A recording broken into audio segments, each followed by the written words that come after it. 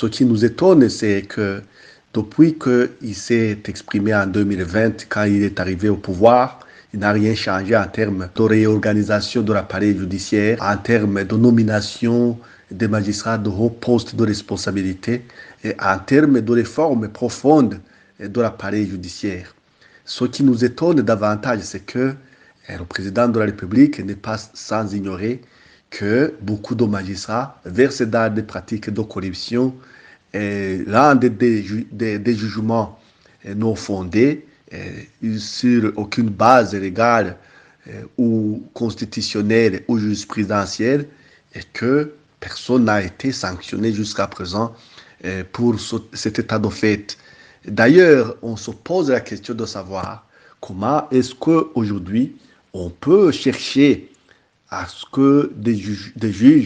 des juridictions de base, des tribunaux de résidence ou des tribunaux de grande instance rendent justice conformément à la loi dans le strict respect des droits des parties, alors que le président de la Cour suprême et la Cour suprême de façon générale s'arrogent le droit de juger des gens par défaut à des peines graves comme la servitude pénale à la perpétuité et que après il manigance tout pour cacher le dossier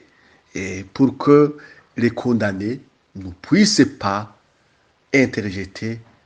appel. Nous pensons que l'appareil judiciaire est tellement affecté et l'appareil judiciaire doit être réformé en profondeur.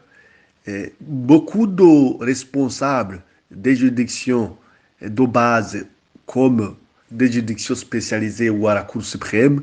devraient être remerciés